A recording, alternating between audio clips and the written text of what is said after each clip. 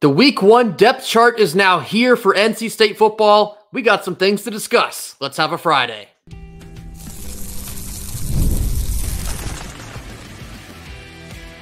You are Locked On Wolfpack, your daily podcast on the NC State Wolfpack, part of the Locked On Podcast Network, your team every day.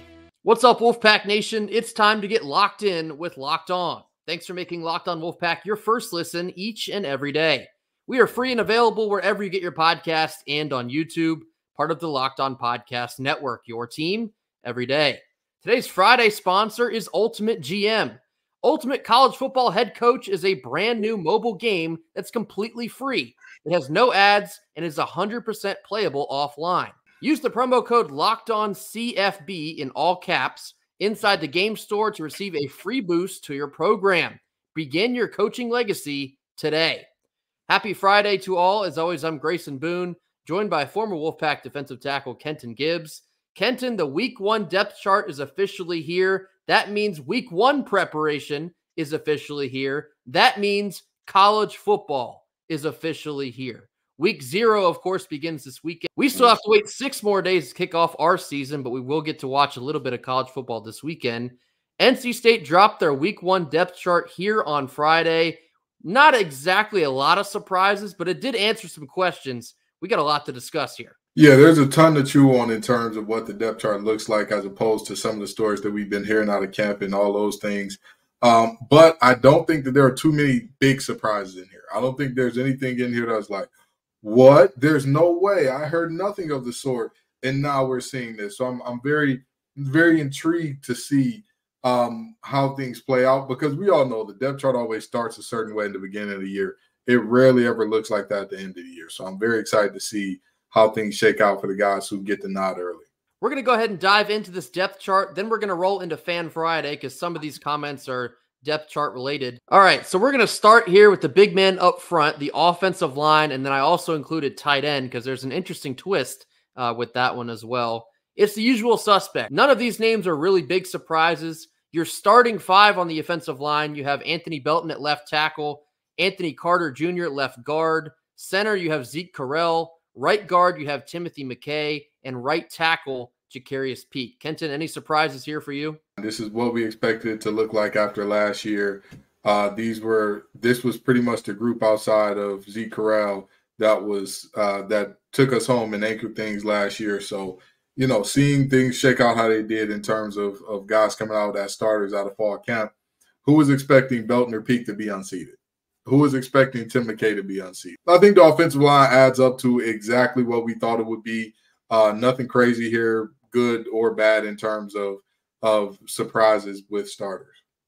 A lot of the optimism surrounding the offensive line is because we knew essentially exactly what we were going to be having to start with. You know, Belton, this is his bag year, big Escalade. He's going to be looking to make some NFL money. Zeke Correll, again, one of the top transfers as far as centers go in the portal. We're lucky enough to have him here at NC State, looking for a big year out of him. This group has a lot of importance placed on them for the outline success of the rest of the offense. It literally does start up front. There's a reason that Coach 2J preaches that as often as he can. Now, I also included the tight ends at the very bottom of your screen. Matt McCabe, who was previously known as an offensive lineman, he is getting the start as tight end. Now, we will share a couple more thoughts on this. Some of the Fan Friday submissions are involving Matt McCabe here, but Kenton, give me your initial thoughts of seeing Matt McCabe listed as a tight end. It's not only Matt McCabe. Look at big old Dante Daniels right behind. That is 570 pounds of tight end. You understand? That's some beef there. That's some beef. You see a double tight form come out and Jolie and Vereen in the game, you know what's coming. Downhill, no frills. It's going to be put your big boy britches on. I mean, is there a heavier tight end room in the country when you talk about pound per player? You got 308 as your starter, 272 as your backup, and just coming in at a very measly, wimpy 256 is Reed Mitchell. Oh, there's some big tight ends there, man. I want to say that's bigger than the biggest tight end that I played with, which I believe was Benson Brown. I believe he was the biggest, and he wasn't in that weight class. So, hey, more power to him. I'm loving this idea of a jumbo set that gets to block for a guy like Jordan Waters. You talk about moving some people around and putting some points on the scoreboard. I love the idea of having Matt McCabe there at tight end. Moving on here to the skill positions in quarterback, we'll go top to bottom. Dakari Collins gets to start as your X wide receiver. Noah Rogers, the freshman, will get the start as a Z wide receiver. Of course, you're going to have Grayson McCall as your signal caller. Jordan Waters gets to start at running back. Behind him, you have Kendrick Raphael or Hollywood Smothers for that RB2 spot. Inside wide receiver, affectionately known as a slot receiver, you have Casey Concepcion. And then the flex wide, which is essentially a hybrid tight end or wide receiver, you have Justin Jolie. Kenton, what are your thoughts here? Jolie being big enough to fit in with that tight end room is kind of crazy. Yes. 251 pounds. I'll tell you what, these guys, man, they're and the thing about it is, you know, seeing this skill position group, you look at it and you say, again, not too many surprises. I mean, based upon what some reports coming out of camp were, some people might be surprised by Noah starting, but are you really? Are you really? You know, don't get me wrong. This receiving core is so good, I would not have been surprised by him starting or not starting. As good as Noah Rogers is, I wouldn't have been surprised if they said, you know what, Wesley, we're going to rock with you. We're going to see what you got first, and then we'll go to Noah, or vice versa, you know. And so very excited for these guys, very excited to see what they got, because objectively speaking, this group of players here is so phenomenal. I can't imagine a world where they're not extreme net positives at every position here. Because, I mean, you got freshman All-American in KC. You got Justin Jolie, who I've talked about his ability to break tackles ad nauseum. You got Jordan Waters, who was All-ACC. You got Noah Rogers, who was a All-American coming out of high school. You got Dakari Collins, who's 6'4", and can absolutely go up and get it. And Wesley Grimes, we've talked about how dynamic he is with the ball in his hands. Keenan Jackson, the freshman that I said looks the most polished out of all the freshman receivers coming in. I'll tell you, I'm excited to see what these guys put out there game one against WCU. Yeah, very important to understand that with depth charts, they're very often a fluid situation. What you see here in week 1 is not necessarily the same thing you're going to see in week 4. And even though Noah Rogers gets to start, and we do expect him to play all year, you're going to see a ton of Wesley Grimes and probably Keenan Jackson as well with the fall camp that he put together. So a lot of these situations are going to be fluid. You're going to see a lot of different wide receivers being rotated in. Probably even going to see some Terrell Anderson as well, since he's right behind Dakari Collins for that X wide receiver. I'd say the biggest surprise of this group here is that Orr next to Hollywood Smothers for that RB2 spot. That shows you what a great fall camp that he put together was. And I saw Inside Pack Sports was talking about Hollywood Smothers and how, in a sense, he kind of feels forgotten about, because this is a guy that did not get a chance to play his senior year of high school due to rehabbing an injury, then goes to Oklahoma, has to redshirt there because he's not playing a whole lot either. So Hollywood Smothers was heavily recruited at a high school. He had all the blue bloods after him, picks Oklahoma, but now returns home to NC State and hasn't played a whole lot of football in the last 2 seasons. He's probably chomping at the bit, ready to go. He is dying to get on the football field and make some plays happen. So I can't wait to see what Hollywood Smothers looks like. We're going to touch on him again because I believe he will be our main kick returner as well. But for me, out of this list here, Hollywood Smothers was the one that really moved my eyebrows. We're going to take a quick break before we jump into the defense. Stick with us. Our first sponsor of the day is Ultimate College Football Head Coach. Locked On Wolfpack fans, we got to take a moment as we give you now a heads up on a brand new mobile game that we think you're really going to enjoy. In this amazing game and simulation, you get to step in the shoes of a head coach and lead your college football program to glory. Can you actually imagine being the head coach of the NC State Wolfpack? From recruiting players and hiring coaching staff to overseeing training camps and handling your school scholarships, you control every crucial detail in your program. It's all in your hands. Are you going to be able to handle the pressure? You are responsible for calling the offensive plays during games, and your strategy will not only determine the success of your football season, but will also shape the future and your legacy. Ultimate College Football Head Coach is completely free, has no ads, and is 100% playable offline. You can play on the go as you want and whenever you want to. We have a special offer for Locked On Wolfpack fans. Use the promo code LOCKEDONCFB in all caps inside the game store to receive a free boost to your program. Make sure to take advantage of this perk as it will get your team off and running to a strong start. To download the game, just visit ultimate-cfb.com. You'll see it at the bottom of this screen, or you can look it up on the app stores. Ultimate College Football HC. Begin your coaching legacy today. College football is officially back, and it's not too late to catch up before the season kicks off. SEC, ACC, Big 10, and Big 12, you can get it all from Locked On's stable of college experts by subscribing to the Locked On College Football Podcast. Who has a chance to make the playoff? What teams will cause chaos in their new conferences? Everything that you need to know is all in one place. Be sure to follow and subscribe to Locked On College Football Podcast, part of the Locked On Podcast Network, your team every day. Diving back into this week 1 depth chart, now working through the defense, again working from top to bottom here. You see Davin Vann will get the start at left end. No surprise there. He is the captain of this defense. Nose tackle, you have Brandon Cleveland. Right end, you have Trevally Price getting the start.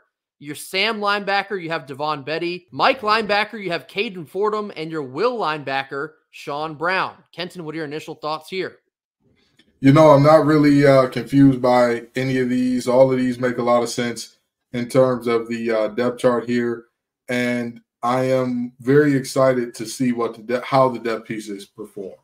And I'm not saying worried intentionally. I'm excited because these depth pieces, these young guys, or not even young guys, rather. Let me rephrase that. Our depth pieces all have playing experience, a good amount.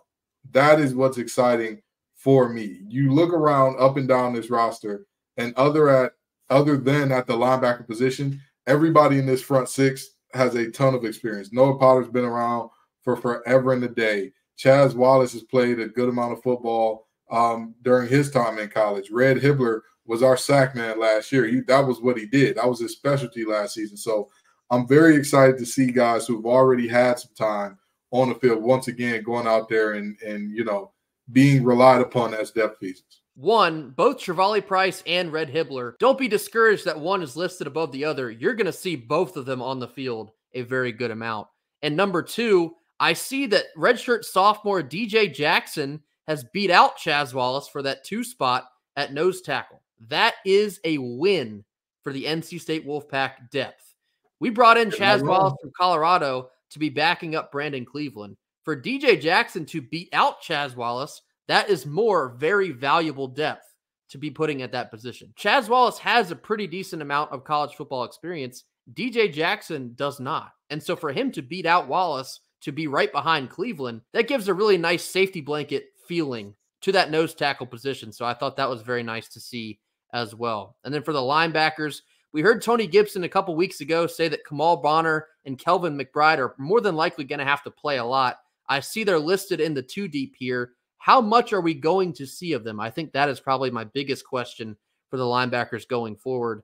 The linebackers, you know, usual suspects. This looks exactly how we predicted it would, but I'll be very interested to see what the rotation looks like in the middle of a game. Moving on to the secondary. Nickel, you see Jahad Carter will get the start there. Brandon Cisse or Corey Coley is listed for one of the cornerback slots. Very good competition there, as we told you about just a couple days ago. Bishop Fitzgerald will get the start at strong safety, DK Kaufman at free safety, and then, of course, you have Aiden White locking up the other side of the field at the other cornerback position. Kenton, what's your biggest surprise out of the secondary?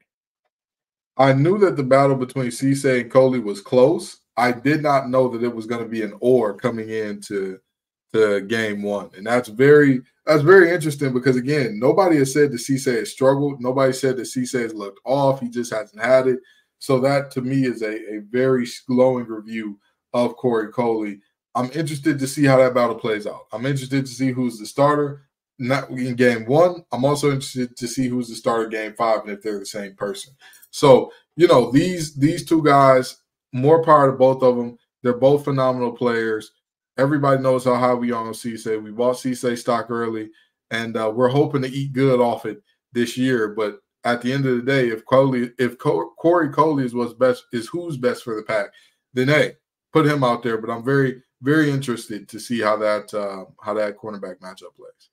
Yeah, we've talked a good deal about the depth of the secondary this year, but seeing it now on paper in the depth chart, it is absolutely insane. This is one of the better looking groups that we have on this entire team. Probably this group, and I'd say the running back or wide receiver group, just crazy deep with a crazy amount of talent. And that's very good to see. Now, one name that you don't see on here is Devin Boykin. I saw some folks had some concerns over that. Got to remember, Devin Boykin's still recovering from an ACL injury that he suffered right before the Pop-Tarts Bowl way back in December. Being that we're now 8 months away from that, I'm not exactly surprised to see he's not in the lineup quite yet. That'd be a really quick turnaround. I think maybe later September, possibly early October is where you might see Boykin return. Last group here, we have the specialists. You see that Kanoa Vinasette won the place kicker duties over Colin Smith. That's a little bit interesting. Although Colin Smith will be retained as the kickoff kicker, seems to be his specialty there. Boom Kester is the punter. No surprises there. Long snapper, you see Aiden Arias. He's a redshirt freshman. Congratulations to Aiden. Punt return, you see Jalen Coit or Casey Concepcion. We talked about that a couple weeks ago. Kick return, you see Hollywood Smothers and DK Kaufman. How about that, Kenton? I'm very intrigued by what Kaufman can bring to the return game, because normally when you think of return guys as of late, you're hard pressed to find a defender unless they really got some get up and go with the ball in their hands. And so I'm very intrigued to see if he's like a permanent blocker role for Smothers or if he gets to get in some returns himself. But at the end of the day, special teams, I would say the biggest surprise is Vinasette over Smith. Everything else makes sense. These are mostly returning guys, and I hope that we don't have to use KC too much on punt return. I can't wait to see what Hollywood Smothers looks like on kick return. He has electric speed. And again, just to reiterate, this is a guy that not many people have seen a whole lot of these last couple of years. When you see him get the ball into open field, you will quickly recognize what I'm talking about. He has that even, leaving speed, as Kenton loves to point out. I can't wait to see how he can potentially change the game on special teams. After our second commercial break, we're going to roll into Fan Friday. Stick with us. Our second sponsor of the day is Gametime. Gametime has a new feature called Gametime Picks, and it makes getting tickets even easier to your favorite live events. Gametime Picks filters out all of the fluff to show you only incredible deals on great seats, so you don't have to waste time searching through thousands of tickets. Using Gametime, you can save up to 60% off buying last-minute tickets for sports, concerts, comedy, you name it, they got it. Toggling their all-in pricing feature on the app will show your total upfront, so you receive zero surprises at checkout. And as always, you get that panoramic view of your seat in the app before you buy, so you know exactly what to expect upon arrival. Take the guesswork out of buying tickets with Gametime. Download the Gametime app, create an account, and use code LOCKEDONCollege for $20 off your first purchase. Terms apply. And again, create an account and use redeem code LOCKEDONCollege, LOCKEDONCOLLEGE, LOCKEDONCollege, for $20 off. Download Gametime today. Last minute tickets, lowest price, guaranteed. Now time to roll into Fan Friday. Many of these submissions are directly related to the depth chart. Let's get into it. First one comes from Wolfpack Fan 317 on Twitter. They say thoughts on the linebackers. So yeah, as we kind of pointed out, it was usual suspects for the ones, Devon Betty, Caden Fordham, and Sean Brown. I do think, it's interesting to see Kelvin McBride and Kamal Bonner listed in there in the twos. We thought that they would be there, but I will be very interested to see how much playing time they do actually get. Also, to reiterate what we were talking about just the other day on Wednesday, we're looking for Devon Betty to step up. We're looking for Sean Brown to step up and show out. Same goes for Caden Fordham. That group has a lot of weight on their shoulders for the overall performance of this defense. So we're going to be very anxiously waiting to see what they bring to the table. Yeah, to say they have a lot of ways an understatement, because, I mean, at the end of the day, the season may very well come down to how did our linebackers play? How did those guys flow to the ball? How did those guys read their keys? How did they successfully execute on the things that are necessary to be a good defense? That's ultimately going to be a big part of this thing. So I'm very intrigued to see how that plays out. Next, we have one Wolfpack Fan, one on Twitter. They say thoughts on McCabe at tight end 1. So yes, this is what I was teasing a little bit earlier. I was not expecting to see Matt McCabe listed at tight end, but as soon as I saw it, I got excited. The beef package, AO, that you can roll out there to put in front of Jordan Waters or Hollywood Smothers or Duke Scott or Kendrick Raphael, whoever it is. That's a lot of weight that we can throw around at opposing defenses to clear the way, open up the Red Sea to let our running back run through, pun intended. Kind of in the spirit of repurposing, we've seen this coaching staff do this before. Jordan Poole last year, previously a linebacker, moved him down to running back because we needed additional help there. The man scored a touchdown against Miami. These are some slight changes that end up making really big impacts in a game. I think Matt McCabe will make a huge impact as tight end 1. Yeah, for sure. And when I look at this, I say you've got to understand in a nice system, there's a difference between your inline tight end and your flex tight end. It's the difference between an H-back and a Y. It's that these guys we're talking about, McCabe in particular, big fella, going to be attached to the line of scrimmage, going to be in that downhill, no frills kind of mode instead of being a guy that you're going to expect to catch for 800 yards or something. Next one comes from Big Dog. They say, what game do y'all think is more important to win, Clemson or Tennessee? On the surface, it seems like an easy choice, but there are layers to it. There are layers to it, but I think it's pretty clearly Clemson in my mind. The Tennessee game will be really nice to win. Of course, Dorn has struggled a little bit against the SEC teams, especially SEC teams at a neutral site. Winning that game in a primetime spot against an SEC team, that'll catapult your season forward and as far as expectations and notoriety go. But make no two ways about it, they want to play for an ACC championship this year. Beating Clemson on the road has direct implications for that. So I think the Clemson game is far and away more important. We want to take both. Don't make any mistake about that as well. Absolutely. But just overall implications, the Clemson game has far more weight behind it. Yeah, I mean, sometimes the obvious choice is the right choice. Clemson obviously has not only the cachet of a big game, but also conference superiority and standing is on the line. The ability to go to the ACC championship could very well be on the line in the tiebreak situation or whatever. Head-to-head generally gets it done and wins it. So with that in mind, I'm going to go with the Clemson game, and it's not particularly close. I want to call my shot on that too. First time since 2002, we're going to go down there and beat those Tigers. Next one comes from Toast 803 in the context of Garrett Kemp flipping his commitment from Duke to NC State. They say this is the result of separating recruiting duties from the coaching ones. The system that Dave Doran has built is a professional process that's constantly evaluating and building relationships. Culture becomes the draw, organization and management creates the opportunity. Couldn't have said it better myself. I think this is a very apt analysis of what Coach Doran has built here at NC State. A lot of excitement and buzz in the Murphy Center, especially with the transfer portal and some of your high school recruits over the course of this last offseason as well. This is a system that has been built for future success, and you're really starting to feel all those components come together. It's been a little bit of a slow burn over the course of now 12 years, but that buzz is now really palpable about being right on the doorstep of breaking through to that upper echelon. Yeah. So in terms of the system that Doran has created and how this thing works with like, hey, those duties are separate in terms of recruiting and coaching and all that good stuff. I absolutely see that as a thing. But more important than anything else, we have to remember, you have to put it on the field. You have to show the results. And NC State has shown the results. Don't get me wrong. Duke beat us last year, and Elko was off to the hottest start in Duke history since the guy that the stadium is named after. Let's be honest. Was Elko going to be there for 13 years? You put it on the field, you win the games, you combine that with stability, because there's nothing worse in the world than having your coach get fired or leave in the middle of you being a player.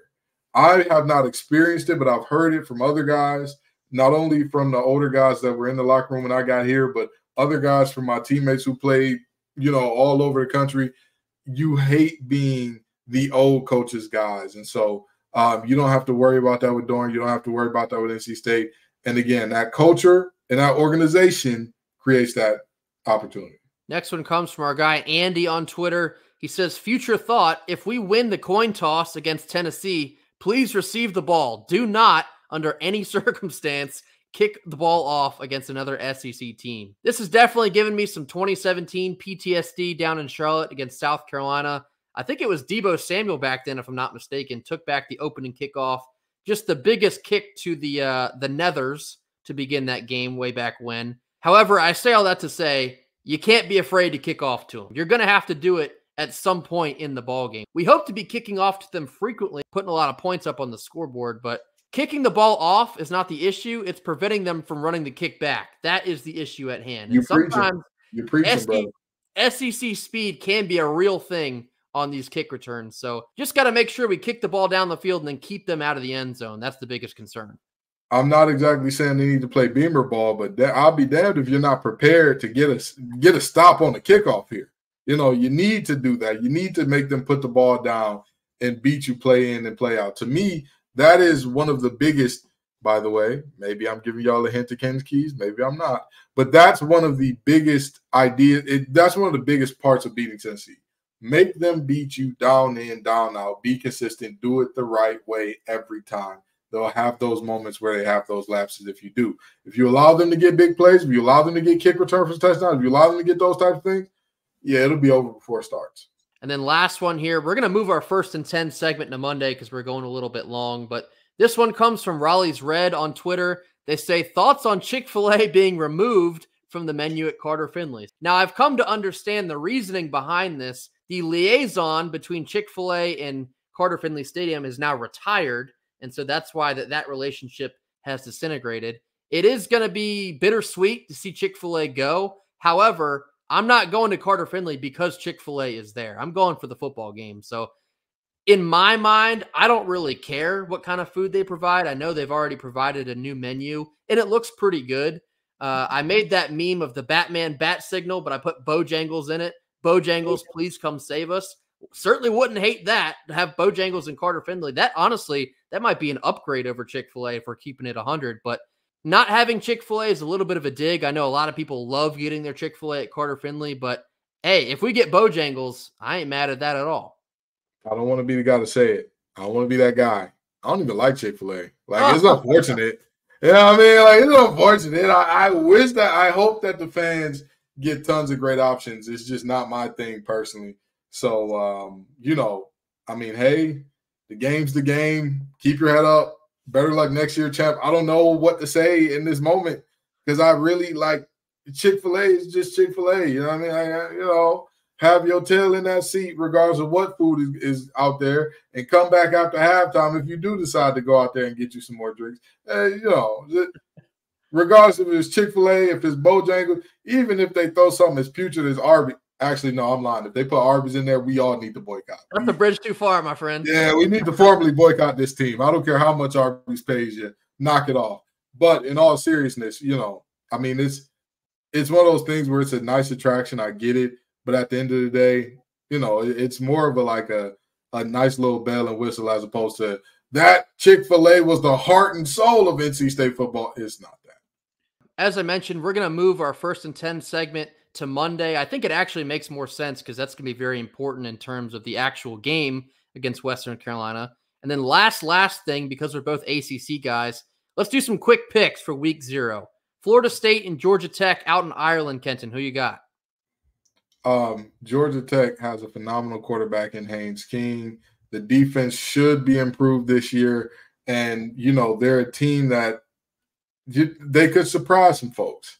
There will be no surprises in Ireland. They allowed 220 rushing yards per game last year. Florida State's returning, I believe, 3 starting offensive linemen, an all-ACC and, I believe, all-American running back, as well as a quarterback that's got wheels as well. Georgia Tech's going to be improved.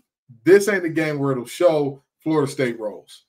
I have Florida State to win, but Georgia Tech to cover. And as NC State fans, we need to be pulling for Georgia Tech to win this game outright because that'll help our case at the end of the season because we need the top-tier teams to lose as many games as they can in ACC play. We need ACC chaos as often as we can get it. So Florida State to win, Georgia Tech to cover. And then the other ACC game, SMU against Nevada. New team in SMU in the ACC. Do you have them starting 1-0?